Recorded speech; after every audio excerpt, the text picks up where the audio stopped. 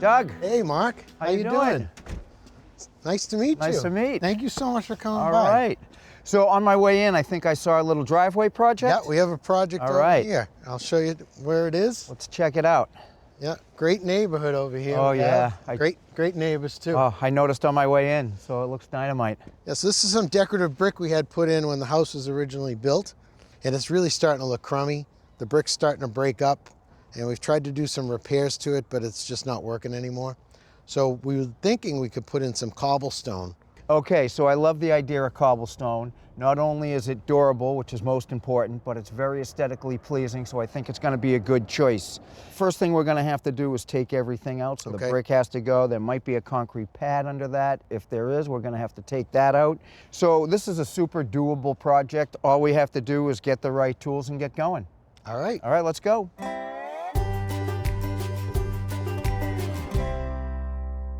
Plug me in. Okay. All right, so now that the tools are all set, Doug, the first thing I'm going to look for is what I call the least path of resistance. Okay. You can see that the asphalt is binding us into the brick over here. The concrete's doing the same thing. But if you notice on the edges, I have a free path to chip away. So if I didn't have that area to do, I would find an area in the middle and I would create my least path of resistance using that sledgehammer. Okay. The only other thing that I would worry about is chipping the edges on the concrete and chipping the edges on the asphalt. That's what I'm going to use the demo hammer for.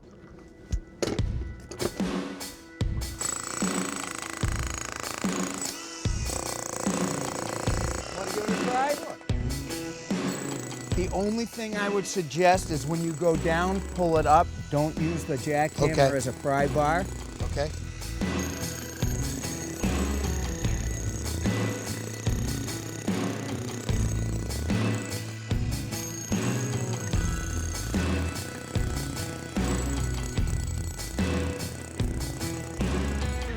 Cleaned it up very nicely. Now let's get everything into the wheelbarrow. All right. I don't want to be the guy who's going to have to move this wheelbarrow. That's for the homeowner. Just like I thought, 4-inch pad, it's really no good, so we're going to take it out the same way we took out the brick.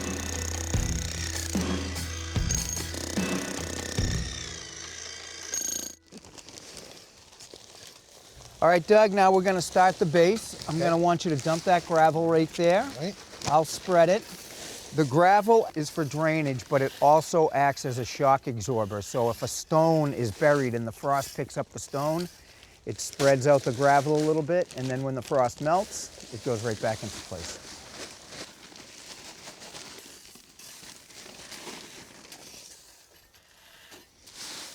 Now, Doug, I usually like to go a little heavier with the gravel, but because the base is already existing, we're just topping it off. Okay. This is actually one of my oldest tools. Oh. I've had this almost for my entire career. Wow. This hand tamper and myself are very good friends. I've spent a lot of time doing this, but you can see how easy this is. Yeah. I just go back and forth. I try to hit down as evenly as possible. And I work myself from back to front because I don't want to step on anything I just compacted. So if you want to jump in, give it a shot. Hopefully I use it as well as you did. All right. Your old friend. There you go. You're doing fine. Don't be afraid of that. Give it some weight. Again, you're not going to hurt anything. There you go. A lot heavier than I thought. Well, a little bit of work, but your body's going to feel great. Don't forget, the body wants to move. And no dues for the gym. This is all free. Okay, Doug, so now we're going to pour the concrete. And this concrete that we're using is high strength because we want to get the cobblestones right on it. And all we have to do is water because it's pre-mixed already. Does it take a long time to dry? So this is fast setting concrete, so by the time we get to the cobblestones, it should be pretty set up. All right.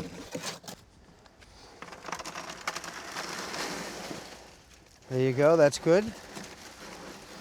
Oh,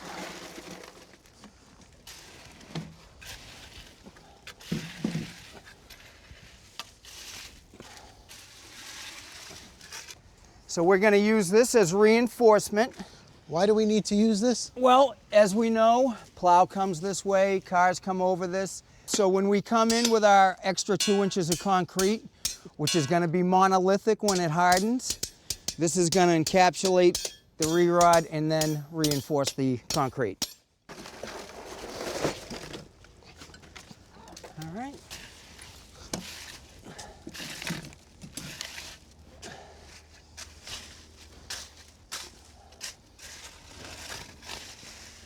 Before we get going, I just wanted you to take a look at the cobblestone. Looks really nice. All right, they call this a Belgium cobblestone. They can be picked up at any masonry yard.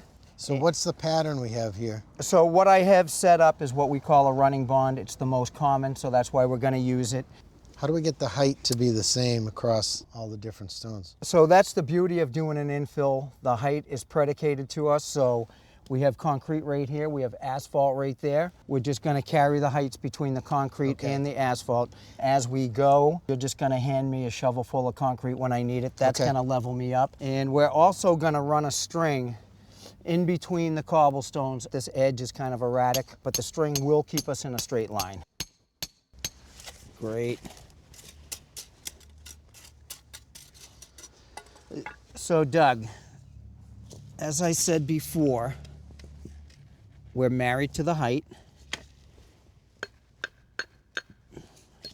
Want to take a straight edge again.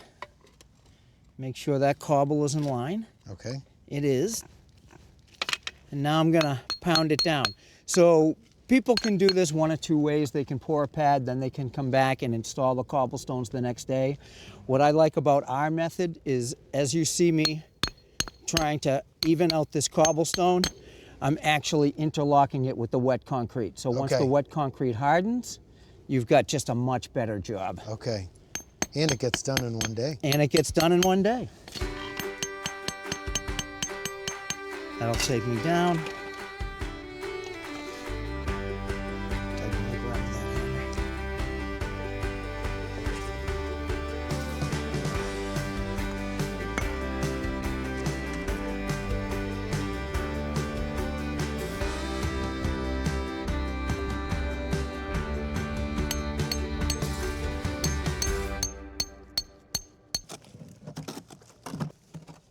So now it's time for the jointing. Okay. All right, we're going to use a Type S mortar. It's a very, very hard stone, so we don't need a lot of flexibility. We're actually looking for strength.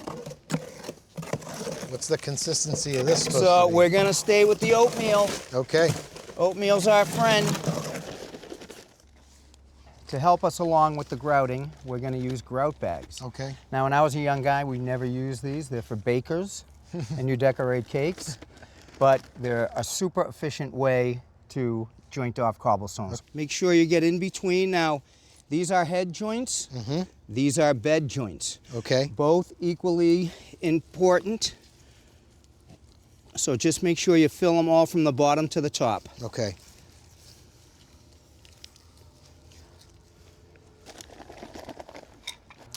All right, Doug, so when we start jointing these cobblestones up, a couple things I want you to notice about the tool that you have in your hand. It's called a jointer. Okay. One side is usually smaller than the other. Okay. The smaller side we like to use for the head joints, which is what we're going to do first. Okay. And then as the joints vary, you'll decide whether you're going to use the thin part or the thicker part. Okay. And we want to float this tool back and forth. And again, when we're coming back towards us, we want to use the heel. Once it sets up a little bit more, we'll be able to peel the mortar off the edges of the cobblestone.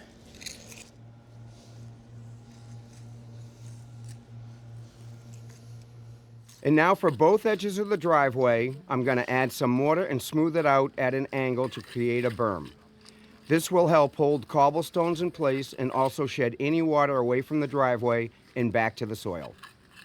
And like any repointing job, neatness counts. So we'll finish up cleaning the excess mortar with a wet sponge and slicking the joints with a joiner. All right, Doug, what do you think? This looks unbelievable. Can't believe we did it in one day. All right, well, we had a great day, but I am going to leave you with a little bit of homework. Okay. You know those berms that we built up? Yep. We did add some dirt on both sides. They're going to need seed, and they're going to need some water, and you'll get the grass. I'll get right on it.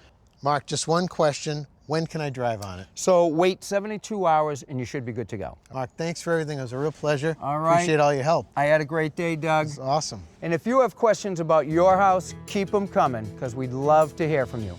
I'm Mark McCullough for Ask This Old House.